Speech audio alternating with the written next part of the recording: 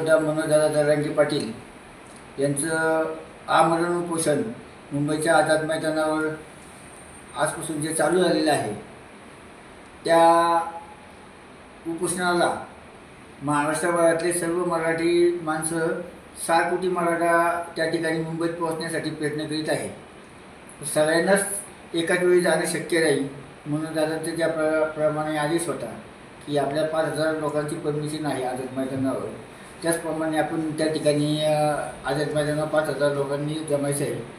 बाकीच्या लोकांनी जिथे जिथे जायची यायची सोय होईल त्या ठिकाणी थांबायचं आहे। महाराष्ट्रामध्ये गेले 3-4 वर्षापासून मनोजदादा जरांगे पाटील यांच्या नेतृत्वाखाली जे मराठा आंदोलन चालू आहे विविध मागण्यांकरता, त्यापैकी एक प्रमुख मागणी म्हणजे ओबीसीतून मराठा समाजाला आरक्षण भेटलं पाहिजे।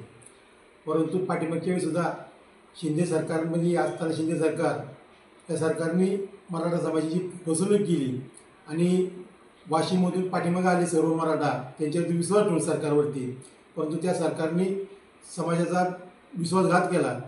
आता मनोजदादा जरांगे पाटलांनी थेट इशारा दिल्यामुळं आझाद मैदान गाठलेलं आहे, परंतु ते गाठलं असताना अनेक समस्याला तोंड द्यायचं पाळी आली।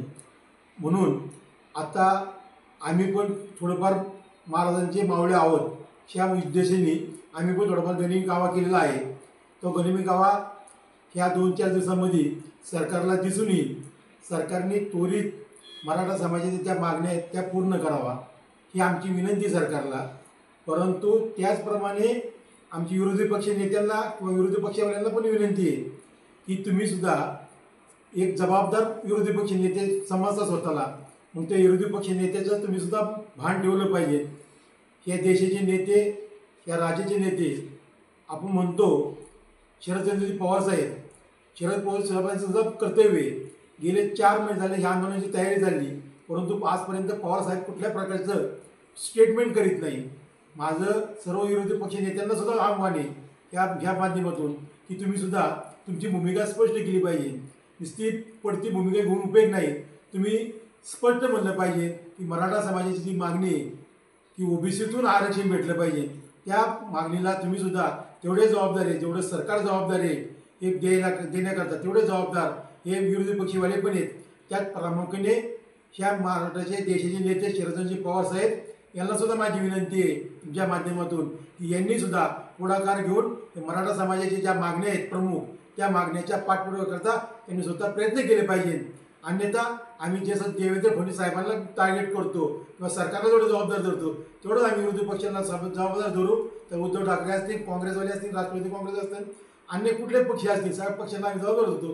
पण त्यामध्ये सगळ्यात जास्त प्रमुख पक्ष असेल तर शरदचंद्रजी पवार साहेब, आणि शरद पवार साहेबांनी याच्यावरती कुठलं तरी भाष्य केलं पाहिजे, या सगळ्या गोष्टीला वाचा फोडली पाहिजे, अन्यथा आम्ही पवार साहेबांचा सुद्धा निषेध करायला घेणार नाही।